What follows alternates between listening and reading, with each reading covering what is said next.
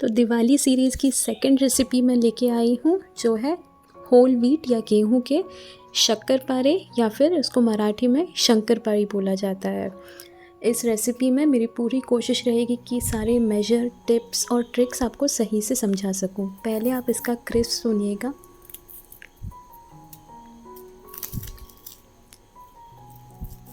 देखिए, बिल्कुल खस्ता और करारी ये शक्करपारे बनते हैं। आप सही से पूरी रेसिपी फॉलो करना। पूरी रेसिपी के इंग्रेडिएंट्स डिस्क्रिप्शन में मेंशन्ड है। यहाँ मैं वेट पूरा आपको गिन के प्रॉपर बता रही हूँ। सबसे पहले मैंने वेइंग मशीन पे ये बोल रख दिया, उसका वेट मैंने डिडक्ट कर लिया। और अब सही से हमें कप का नाप कैसे लेना है, जैसे कि गेहूं का आटा कैसे नाप के लेना है। तो उसके लिए 1 कप आटा तो ले लिया, लेकिन आप देख रहे हैं ऐसे इस तरह से, जो मैंने ज़ोर से प्रेस किया ये इम्प्रेशन बन गया, उस तरह हमें दबा के नहीं भरना है। हमें हल्के हाथ से बिल्कुल हल्का हल्का टैप करके गेहूं का आटा या जो भी आटा हम कभी लेते हैं वो इस तरह से मेजर करके भरना है। वरना काफ़ी बार क्या होता है, सब लोग बोलते हैं कि रेसिपी तो हमने आपने जैसी बताई थी वो फॉलो की, लेकिन फिर भी हमारी जो रेसिपी ओरिजिनल बनी वो कुछ उसमें खामी आ गई या कुछ सही से नहीं बन पाई। तो इसके लिए मेजर बहुत ज़रूरी होता है कि किस तरह से हम मेजर कर रहे हैं। तो इस तरह से मेजर करते हुए मैंने ये लगभग 2 कप पूरा ऑलमोस्ट, लेकिन उसमें बस एक 2 या 2.5 चम्मच कम आप बोल सकते हैं, जो है 250 ग्राम आटे के लिए मैंने एग्जैक्ट ये वेट लिया। आप चाहे तो ये एक्स्ट्रा 2 चम्मच भी ऐड कर सकते हैं, कोई प्रॉब्लम नहीं। बस आपको परफेक्ट मेजर मुझे बताना था, इसलिए मैंने यहाँ पे 250 ग्राम आटे का ही इस्तेमाल किया है। फिर यहाँ दूसरा मैंने एक कटोरी रखा, उसका भी वेट मैंने डिडक्ट किया, और इसमें मैं मिला रही हूँ 3 चम्मच बारीक सूजी या रवा, आप जो कुछ भी कहते हैं। ये एकदम बारीक वाला सूजी है। आप इसका वज़न देख सकते हैं, लगभग 18 से 20 ग्राम का इसका वज़न है। इतना ही हमें लेना है इस शक्करपारे की रेसिपी के लिए। तो अब ये आटा और सूजी जो है उसे हम मिक्स कर लेंगे एक ही बोल में, क्योंकि हमें सारे ड्राई इंग्रेडिएंट्स पहले अच्छे से मिक्स कर लेने हैं। अब इसके साथ थोड़ा फ्लेवर आना चाहिए। कोई भी मीठी चीज़, जैसे ये फ्राइंग वगैरह की चीज़ होती है, खीर वगैरह नहीं, उसमें थोड़ा सा नमक डलता है, क्योंकि उसे अपना एक फ्लेवर नहीं आता वरना नमक मिलाए बिना। उसे अच्छे से मैंने मिक्स कर लिया है। अब नेक्स्ट हम करेंगे जो उसका डो लगाएंगे, उसके लिए जो हम मिक्सचर बनाएंगे उसका मेजर। तो उसके लिए सबसे पहले मैंने ली आधा कप या फिर 100 ग्राम चीनी। ये रेगुलर चीनी है, कोई पिसी हुई चीनी वगैरह मैंने नहीं ली है। जैसे हमारी रेगुलर चीनी आती है बस उसी हिसाब से। कप मैंने एक ही रखा है सारे मेजर के लिए। तो आप देख सकते हैं कि ये आधा कप मैंने एग्जैक्टली चीनी मेजर करके ली है। ये बर्तन में मैंने दूध गर्म किया था, उसी में मैं ये आधा कप चीनी मिला रही हूँ। और सॉरी, ये वीडियो मुझसे स्किप हो गया घी ऐड करने का। तो घी मैंने लिया था 60 मिली या फिर 1/4 कप। 1/4 कप का मेजर आता है। और अगर चम्मच या मिली भी ना समझे तो आप ऐसे समझना कि 2 से 3 चम्मच घी मैंने मेल्ट करके उस पर ले लिया। अगर घी नहीं चाहिए या नहीं हो तो आप ऑयल का भी इस्तेमाल कर सकते हैं, लेकिन घी से थोड़ा खस्तापन बेटर आता है।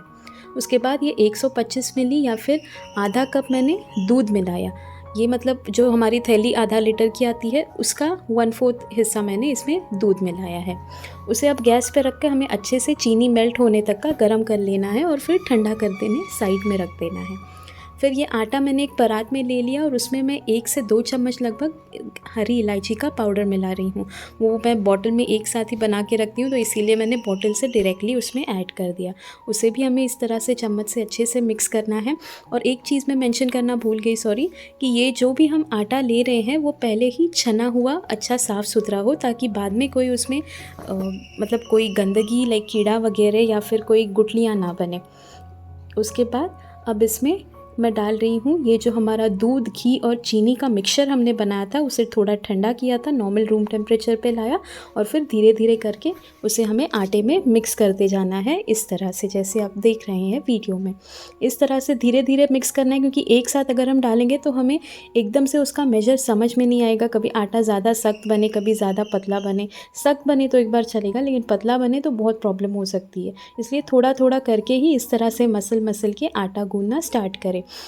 जैसे जैसे आप आटा गूँधना स्टार्ट करेंगे आप देख सकते हैं कि ऑलरेडी एक तो गेहूँ है, ऊपर से सूजी है, तो ये और जो है वो मॉइस्चर सोक करेगा। तो मैंने 1 से 1.5 चम्मच दूध बचा के रखा था, वो मिक्सचर वाला, वो भी मैंने मिला लिया क्योंकि इतना गोला तो मेरा बन रहा था आटे का, लेकिन ये बाकी वाला जो है वो क्रम्ज़ी थे, वो सही से गूँधे नहीं जा रहे थे। तो सारा दूध अब इसमें लगभग इस्तेमाल हो गया है और आटा गूँधने के बाद इस तरह से फिर भी क्रैक्स काफ़ी आ रहे हैं। तो अगर ऐसे हो रहा है, ऐसे नहीं कि हर एक के साथ होगा, क्योंकि गेहूँ और सूजी पे डिपेंड करता है कि कितना वो पानी या फिर दूध एब्जॉर्ब करेगी। और यहाँ मैं बोलने भूल गई कि आप दूध के बजाय पानी का भी इस्तेमाल कर सकते हैं। तो यहाँ और एक्स्ट्रा मैंने लगभग 2 चम्मच दूध मिलाया इसमें। दूध नहीं मिलाना हो तो कम्प्लीटली ऑप्शनल है ये, आप पानी का इस्तेमाल कर सकते हैं। फिर इसे कवर करके हमें सिर्फ 10 से 15 मिनट के लिए रेस्ट करने रखना है। आप इसके ऊपर गीला कपड़ा भी रख सकते हैं, कोई प्रॉब्लम नहीं।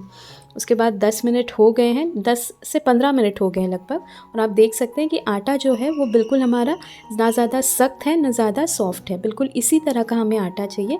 एकदम भी वो सॉफ्ट होगा तो जो शक्करपारे हैं वो बिल्कुल भी खस्ता नहीं बनेंगे, वो बहुत कड़क बनेंगे। और अगर ज़्यादा ही वो सख्त बना तो शक्करपारे जैसे ही आप तेल में डालेंगे वो बिखर जाएंगे या फट जाएंगे। तो आप देख सकते हैं इस तरह का आटा है। अगर इस मोमेंट पे आपको फिर भी लगे कि बहुत ही सख्त है, वो अच्छे से मसला नहीं जा रहा है, तो 1 से 2 चम्मच पानी थोड़ा थोड़ा करके आप इसमें मिला के इसका ऐसा पेड़ा बना के फिर उसे बेल सकते हैं। तो इस तरह से मैंने साफ काउंटर पे इसको बेलने स्टार्ट किया। आपके पास अगर अच्छा खासा वो चकला हो, बड़ा वाला या परात जो भी हो, तो उस पर आपको जैसे आदत हो आप बेलना स्टार्ट कर सकते हैं। तो मुझे थोड़ा सा रियलाइज़ हुआ बेलते वक्त कि ये स्लाइटली चिपक रहा है, क्योंकि ऑफ कोर्स इसमें घी है तो थोड़ा सा वो स्टिक हो रहा था। घी और चीनी, सॉरी, इसका मिक्सचर है, तो इसलिए मैंने थोड़ा सा आटा बस डस्ट किया। नॉट नेसेसरी कि सभी को ये डस्ट करना पड़े, मुझे थोड़ी ज़रूरत लगी तो मैंने थोड़ा डस्ट किया। अगर ना लगे आपको ज़रूरत तो आप स्किप कर सकते हैं। उसकी अच्छे से मैंने एक इक्वल मेजर की, मैंने एक ऐसे शेपलेस है लेकिन एक सिलेंड्रिकल सा शेप बनाने की कोशिश की, और जो ऐसे टेढ़े मेढ़े एजेस थे या जो फट गई थी उसकी किनारी, उसको मैंने कट करके इस तरह से रेक्टेंगल शेप बना दिया।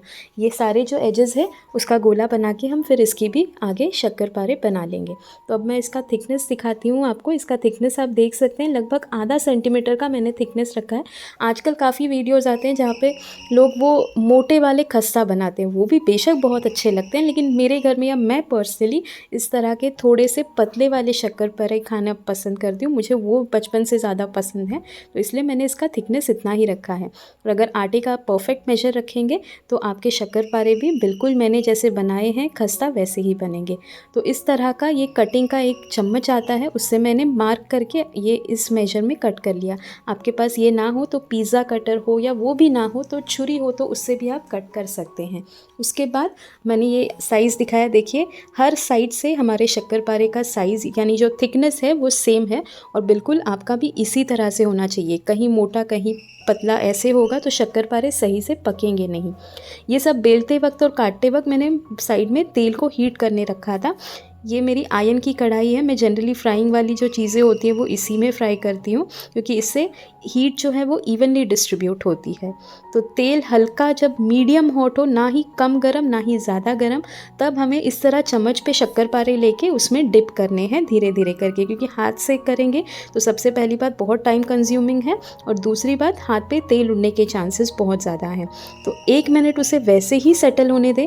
वो जैसे ही अपने आप थोड़ा थोड़ा ऊपर आने लगे तो ही चम्मच उसमें अंदर डाल के तब थोड़ा सा उसको हिलाएं, ताकि नीचे ऐसे कोई चिपका अगर हो शक्करपारा तो वो भी छूट जाए। तो आप देख सकते हैं लगभग 1 से 2 मिनट के बाद ये अच्छे से ऊपर आ गए हैं सारे शक्करपारे।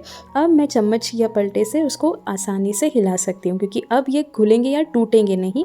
ये एक बहुत स्ट्रॉन्ग साइन है कि ये हमने टेस्ट पार कर लिया कि ये तेल में मेल्ट नहीं हो रहे। उसके बाद अगर आप के पास चम्मच या ऐसे फोर्क हो तो उससे आप थोड़ा थोड़ा इसको ऐसे स्वर्ल करते जाएं या गोल गोल घुमाते जाएं। ऐसी जो अनइवन चीज़ें होती है ना, या गुलाब जामुन वगैरह, तो उसको अगर ऐसे गोल गोल हम घुमाते हैं तेल को, तो उससे क्या होता है कि इवनली वो कुक होता है। तो एक लगभग 2 से 3 मिनट एक साइड पका लिया। उसके बाद फिर मैंने इसको पलटा के और दूसरी साइड 2 से 3 मिनट या 2.5 मिनट तक पका लिया। मैक्सिमम हमें 6 मिनट लगते हैं मीडियम फ्लेम पे इसको पकाने के लिए, ज़्यादा टाइम नहीं लगता। और ये जैसे आप कलर देख रहे हैं इसमें, ये कलर जो है वो बिल्कुल परफेक्ट कलर है। इससे ज़्यादा हमें इसे तेल में फ्राई नहीं करना है, क्योंकि ये तेल में निकालने के बाद भी इसमें चीनी होती है, तो इसका कुकिंग प्रोसेस बहुत देर तक, लगभग 2 से 3 मिनट तक चालू ही रहता है हीट की वजह से। तो ये कलर जो है वो और डार्क केक शेड होता ही है। तो ये शेड बिल्कुल परफेक्ट है, इससे ज़्यादा फ्राई ना करें। इससे थोड़ा सा एक शेड हल्का भी करें तो चलेगा, लेकिन इससे ज़्यादा नहीं करें। ये बिल्कुल परफेक्ट शेड है। तो इस तरह से मैंने सारे ड्रेन आउट कर लिए एक छन्नी में, और फिर ये आपके सामने है हमारे गेहूं के आटे के शक्करपारे। देखना बिल्कुल ऑयली नहीं है, ऑयल इन्होंने ज़्यादा सोक नहीं किया है, ऐसे फटे नहीं हैं, और बिल्कुल ये करारे और क्रिस्पी से बने हैं। तो इसी तरह के शक्करपारे आप बनाना चाहते हैं तो ज़रूर ट्राई करना। इसमें कोई मैदे का कोई इस्तेमाल नहीं हुआ है, और आप बहुत अच्छे से, आसानी से और बिल्कुल इजी तरीके से ये बना सकते हैं। बस थोड़ा सा मेजर का ध्यान रखना और आपके शक्करपारे बिल्कुल परफेक्ट बनेंगे। रेसिपी पसंद आई हो तो वीडियो को अपनी फ्रेंड्स और फैमिली के साथ शेयर करना। इस वीडियो को पसंद आए तो इसे लाइक करना और मेरे चैनल को सब्सक्राइब करना ना भूलें।